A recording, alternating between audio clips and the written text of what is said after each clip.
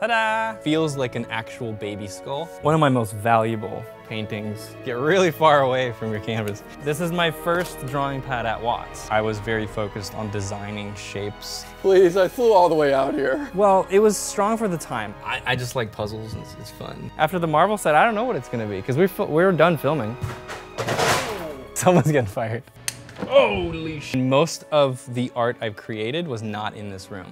I've been doing this for what, more than 20 years now? This is Stan Proko, a masterful fine artist and the founder of Proko, the largest fine art learning platform. He is an amazing person with a state-of-the-art studio. This is actually a follow-up video to my main mini documentary on Stan. If you're interested in hearing about his story, how he became a master, and how he started his YouTube channel and his amazing platform, definitely check out that video. This is just a super in-depth, deep dive into his amazing space, so please enjoy. Look at that. This is my first time opening these. Really?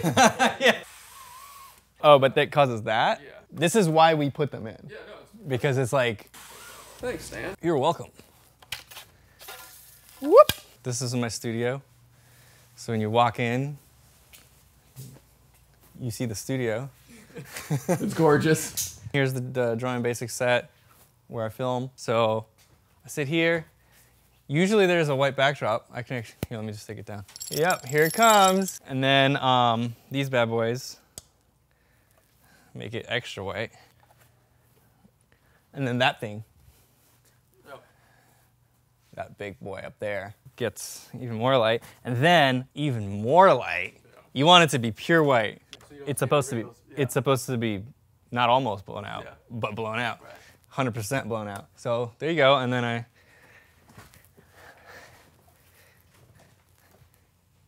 ta-da! The iconic set. This guy helped me put it together. The Steven. So this is like the permanent set. Yeah. Yeah, this doesn't get taken down. We used to move this whole big bridge to the other side of the room because we'd have two different sets, but it was so annoying. I was just like, no, let's just get more C-stands. So this is permanent. I thought you only lived here. It's crazy to see. No, it's just like an hour today, and then I'll see you next week. This is a demo I did last week. We're talking about cylinders and ellipses, and so the lesson was to do a tank, because with tanks you have cylinders going in all three axes. An ellipse is just a circle and a square. You move it and it gets collapsed. Anyway, so this goes down to film that, and then I got microphone here and microphone there. Always have two microphones, never one. I got microphone here and there. Yeah, Slew knows what's up. He knows how to do it. This is my workstation. This is where I don't edit anymore, but this is where I do all my computer work. I mean, this looks just like It's just gibberish. hieroglyphics. Who knew a fine artist could be such a computer science nerd?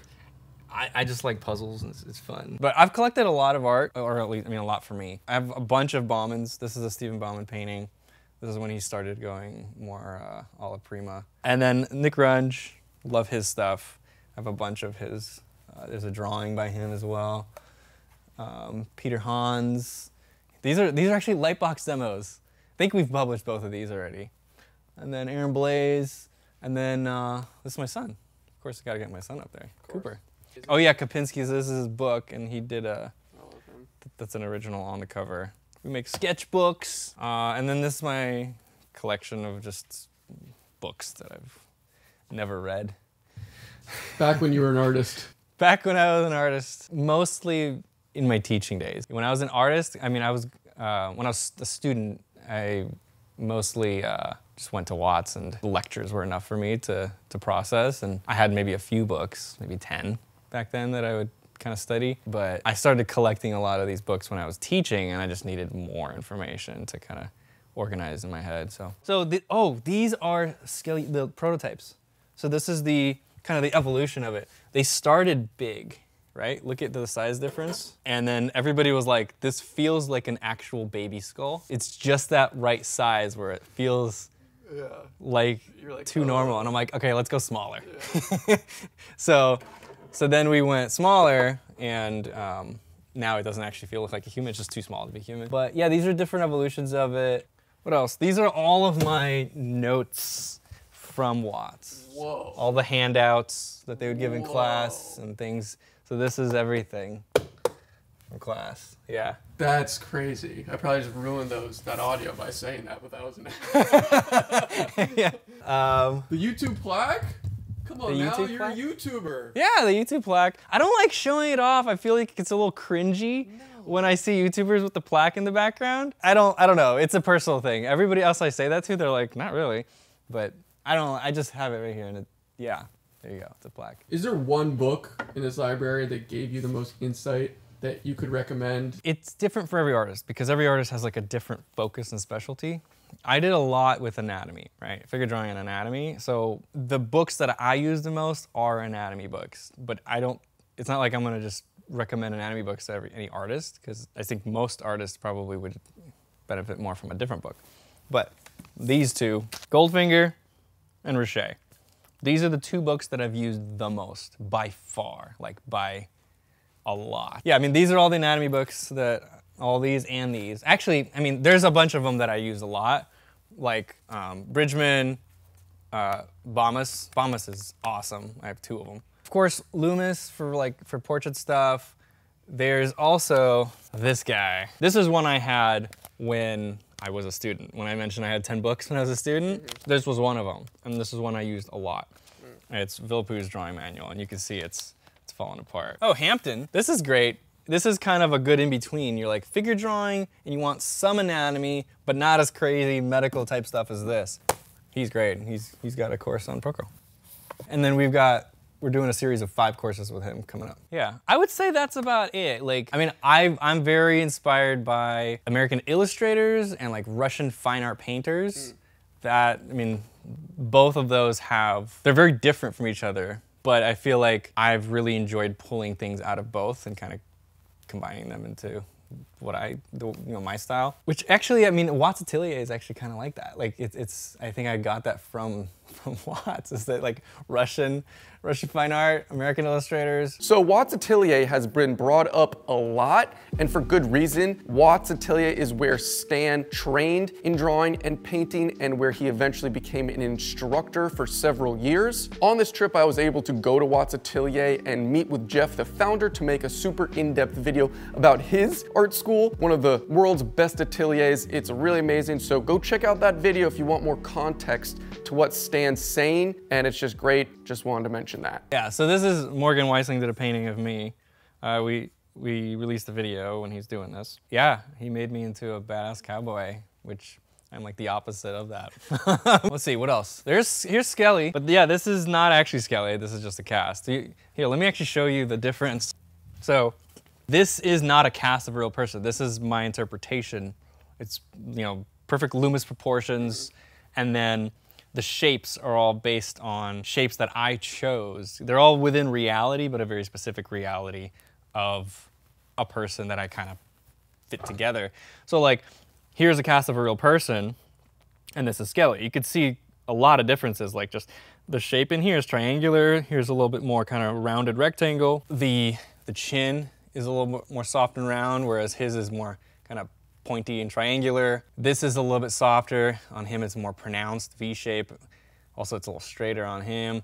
There's a lot of differences. He's got a longer jaw. Skelly's got more of a longer top head. And that's more because I wanted to keep those perfect thirds from the Loomis proportions. This guy doesn't have perfect third Loomis proportions. This is a person who had a longer jaw. So best purchase ever. I love mine. I've used my Proko skull many a times, and I have it tattooed, so. I know, crazy. Yeah, what else? They got my old shirt. I've upgraded since then. Oh my gosh.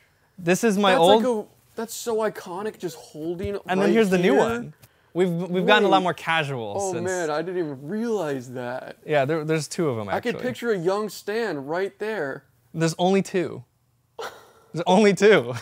Wait, right? that's amazing. 10 years worth of long sleeve button-ups. It's only 2 of them. And now I have like just 10 black t-shirts. Wow, you've really let yourself go, man. I started looking back and I'm like, why is it so formal? That's so awesome. I completely forgot. Yeah. Your artwork, you said there's a lot of artwork over here, and oh yeah. So let's just keep there's a lot of through. artwork here. Not all of it is. I mean, most of the stuff in there is mine, but this is a Morgan Weisling study that I did. back in the day. Yeah. This was a painting of my mentor. And then, I mean, I don't know. Do you want me to pull out? No, you don't have It's to. just a bunch of plein air studies. So they're all like 3-hour. That's a treasure plein airs. trove of Stan. Yeah. From another life. This is all stacks of newsprint life drawings from, I guess, about 10 years of stuff. They're all in there. Stan, can we open one the up? box? Sure. Please. Please, I flew all the way out here. Because that is... of course. Yeah, let's see which one. This is the newest one that I'm actually supposed to put all of this stuff in here. So thank you for making me open it, because I got the stack that I need to put in here. That's what I'm here for.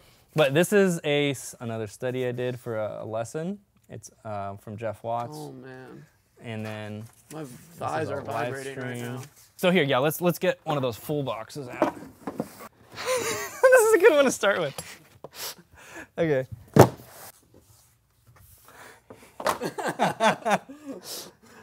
Yep. So this is one of my best studies. It's the anatomy of the butt, and you can see I practiced a lot because see how many I have several iterations of it. Yeah. Oh yeah. So there's some stuff on anatomy, foot bones. Wow. Ooh. Look at that. Quentin Tarantino's shivering. Yeah. Well, we happened to turn to the foot section on feet. I did a lot of lessons on feet. Good heavens, that is gorgeous. I can't believe that.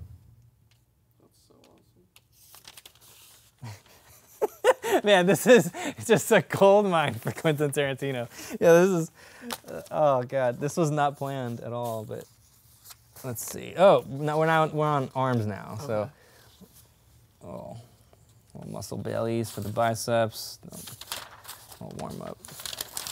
The oldest stuff? You want the bad stuff? You want me to go to this one? Is that the dated oldest? Yeah, box 0. Wow. It's like dramatic sounding, but I love it. Box 0 and 1. I think because I started with box... I don't remember. It's too long ago why I did 0. I would definitely help you, but someone's got to film, you know? Yep. Yeah, go for it. I'm expecting like a ghost to fly out of this or something. But it's an old box. Number 1. Wow. Ever? Or just at Watts. This is the first. One at Watts. This is my first drawing pad at Watts. Holy so, crap, dude. This is the very first. Oh. Look at that! Oh God! Why did you make me open this? Circles, cylinders. I mean, I took it was like a fundamental course. But yeah, hey, look at that. Shading's getting better. What is it? Page 4? Yeah. That's right. Oh no, back to bad. But hey, at least now I'm starting to put like core shadows. Learning about values. Yeah. First intro to planes of the head, or just the concept of planes in general. There might have been a teacher that went in and helped me or something. If you see something good in any of this, it's probably the teacher came around and helped me with it. Probably not on these. This is probably just me. But yeah, you can see some like slow improvement, mostly learning the concepts. You know, like there's no better pencil handling yet that I'm seeing. It's mostly just like, oh, you put core shadows here, and then there's halftones. And just by knowing that information, you could just make your drawing look better. Some like quick poses. Maybe? Yeah, it looks like this is probably my very first quick sketch figure session. That's crazy. Yeah, I have not revisited this. It's not bad, but it's like very but it's blobbed. But it's interesting. Yeah, it is. It's clear you weren't thinking about gesture at all. No, I didn't know what it was. I mean, look at these legs. It's just blah, blah. But it shows that you clearly know something at 16. You know. Like yeah, I know something. You're talking about true beginners. Like if you're talking about true beginner, this is like light years better than true beginners. You know what I mean? So like you're like an advanced green thumb. Does that make sense? I guess so. I mean, you got to remember, before I went to Watts, I had, a few months of like private training on oil painting. Not drawing, but just like oil painting. Okay, and then I had 2 years of animation in high school. and I took animation every semester. I never not did animation in high school. And so that was just me drawing a lot in animation class. And so it wasn't like I was starting from scratch, but I was kind of starting from scratch when it comes to academic drawing. I didn't know anything about that. I mean. Yeah. But it's still a lot, I think, better than having no experience with anything. Yes, of course. Of course. Yeah. The best work you think you have? Oh, it's scattered. It's scattered. Can we pull out one or two? Like yeah. Now we're just I'm going to have to find which one it is because it's not the last one. Because the last few boxes are mostly my teaching material, which is demos while I'm talking, and those are not. Your best work is when you were a student. Probably. Because there's a different precedent of what you want your work to be rather than teaching it. I was also, when I was teaching, I would also occasionally jump into a class and just draw, and those would be better. Because when I started teaching, my skills improved dramatically. But yeah, let me see. Hopefully we just get lucky and I hit some gold here. But box 2, I don't know why this is called box 2.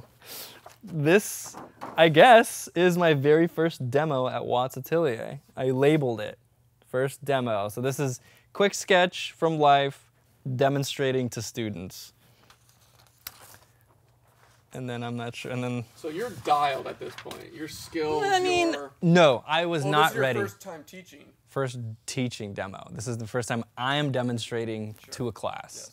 Yes. This was it. And I was not a teacher yet. This was when Jeff wanted to test me, and it was during one of his classes. I was a student in that class, and he's like, all right, Stan, you're demonstrating. And I'm like, what? I was not ready for it.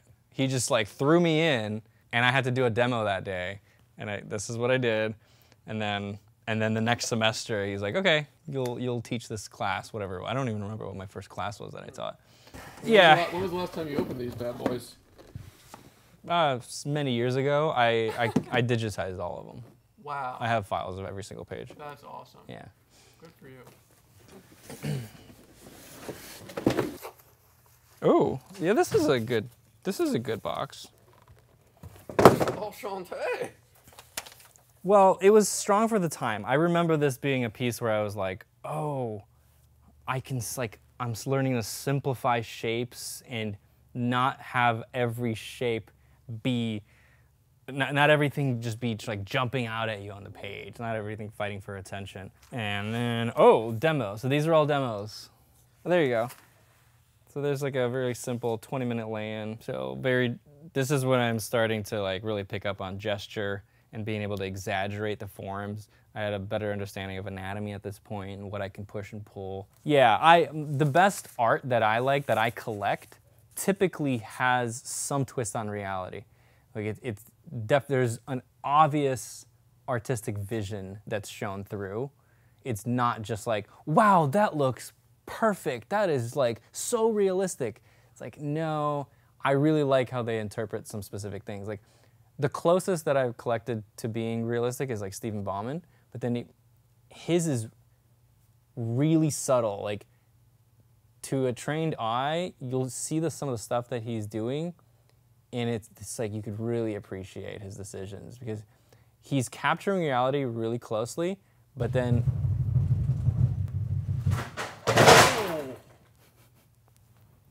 Someone's getting fired. Was that on camera? Perfectly. Oh my God. Perfect. Yeah, someone's getting fired for sure. First of all, the entire fucking thing fell. That's just under that this. Broke when it fell. That's just under this. This is what holds this on here. It'll suddenly be back. Okay, now that we got that taken care of. Wait, is that a knight? It is a knight. That one, dude. Come on now. What? I saw the foot. Whoa. It's just a little boring. The pose is stiff and blah. And while Stan is flipping through more old drawings, I gotta talk to you about the sponsor of today's video, Squarespace. I think it's really important for small business owners and artists alike to have a super professional website other than social media. I have my own fine art organization here at my studio, and Squarespace has been the central hub for that whole organization. Their platform allows me to host ticketed events and anything I need within commerce and maintaining an online presence. I have nothing but good things to say about Squarespace. I've never had an issue. If I ever did though, their 24-hour customer service would help me with any of my website needs. The user interface just couldn't be more professional and straightforward. It's sort of like the best combo. Check it out for yourself. Go to squarespace.com for a free trial, and when you're ready to build a website and buy a domain, go to squarespace.com/slew for 10% off. Yeah, so I mean, we could just flip through this all day. But I mean, I could literally flip through it all day, Sam. But yeah, this is all life drawing, kind of newsprint. Newsprint's meant to be kind of throwaway, right? It doesn't last unless it's in a box without any light on it. Occasionally I'll do longer studies like that. That's actually a demo too. I did that in class as a demo. It's really strange that like one of the drawings I'm most proud of ended up not being an effort, like a long effort I did at my house. It was while I was talking. It's weird. I think I just got lucky or something. But and then this one is also a demo. It was for a video for the like the final demo of the anatomy class. What can you say about this?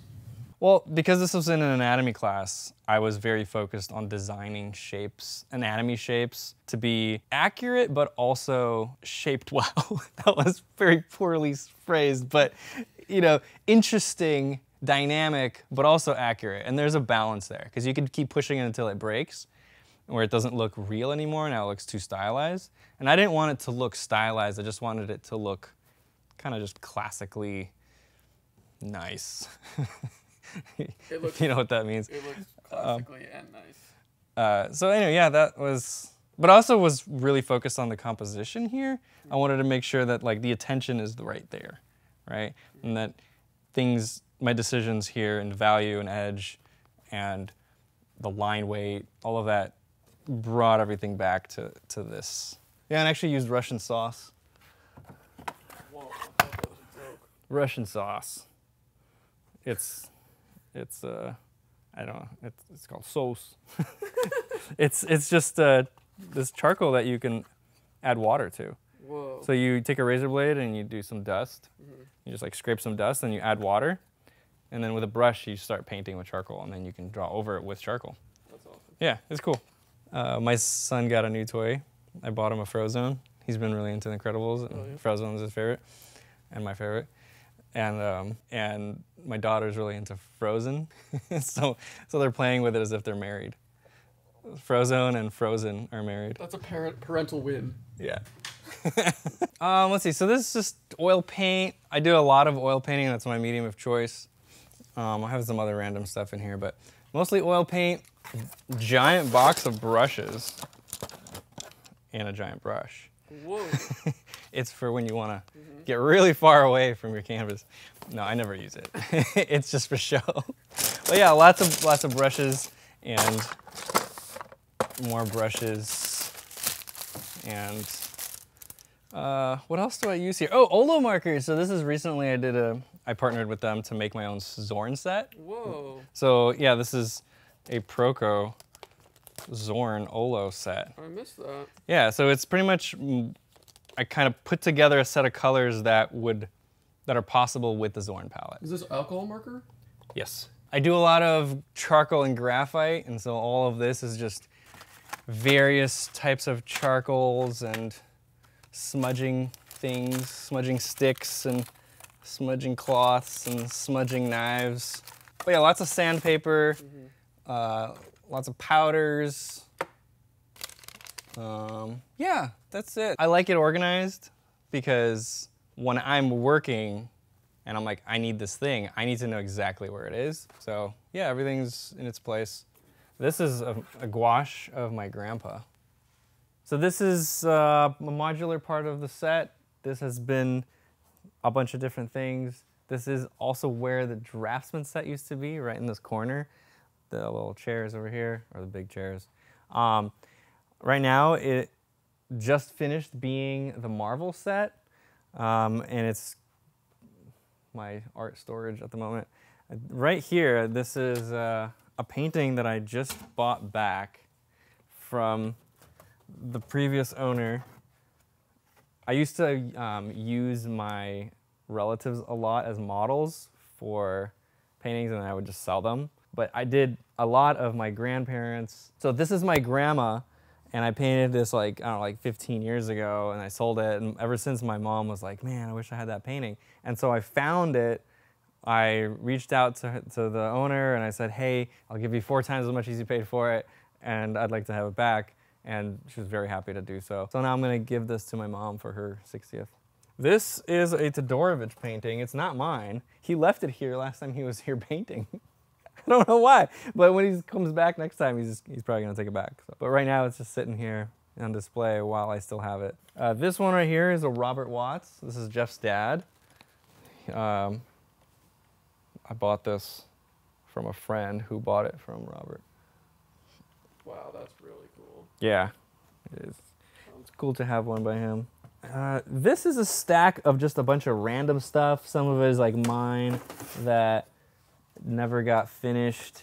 I mean, this is like a life painting, an outdoor life painting that I did. It was like an hour-and-a-half sketch that I tried to go really big on, which is, I've never done like a hour-and-a-half sketch this big, so it kind of challenged me to try that. But this one, this is a painting I did. I don't remember when. It was a long time ago, but it was towards the very beginning of when I started doing Proko, because right after I did this one, I kind of stopped painting. Like, I kind of fell off a cliff because I just suddenly had no time. I had to make the videos, and before that, I would paint all the time.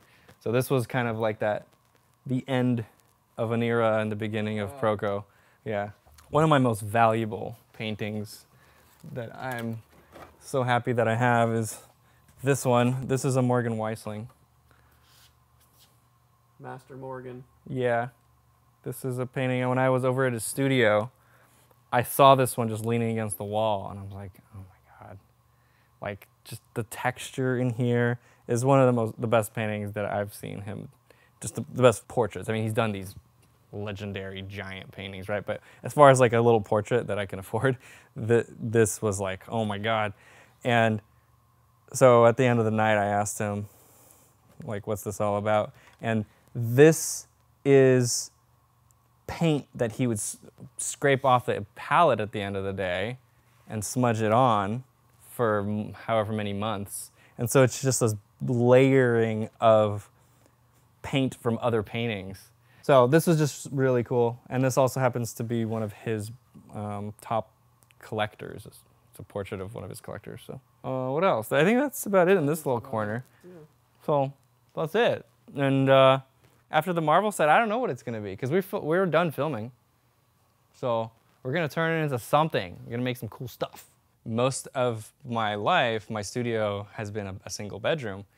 And I think the important thing, though, is to just make sure that when you walk into that space, it feels like a studio that you want to work in. Like, you instantly get into work mode. The size, having more space actually just comes with more maintenance. So it might seem like, oh, that'd be amazing to have that, but it does not necessarily lead to more productivity. A smaller space where you could just have only what you need and be able to focus could actually be more productive.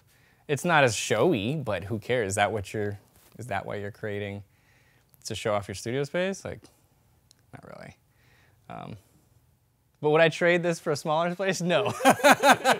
No. You deserve it, man. Anyway, that's it. That's the space. Well, thanks for get out. divulging. All right. Perfect. Thanks, brother. You nailed it the first time. Guys, flipping through this stuff, I saw this amazing drawing, but Stan doesn't like it. I don't like it. It's the stiff one. It's the stiff drawing, but he wants to hang it and show everybody how stiff my drawing is. You gotta be a stiff person if you don't think this is awesome. Well, here you go. You can have it. Oh my God, thank you, dude. But how am I gonna bring it back to New York? Do you want to mail it back? Should I roll it in a tube? Yeah, I roll it. I can roll it in a tube for you. Dude. And you just mail it. I got it. It looks gorgeous. Stan also threw in this amazing figure drawing of this model's back during our sort of private figure drawing session he had while I was there. Really incredible. Stan's the man. Thanks again so much. This was an incredible journey and experience for me. I made 3 videos on my trip to San Diego. This was the 3rd installment, and they sort of all inform each other. The first video was of Jeff Watts interviewing him and touring his school, one of the best ateliers in the world. If you don't know what any of that means, you should probably go watch the video.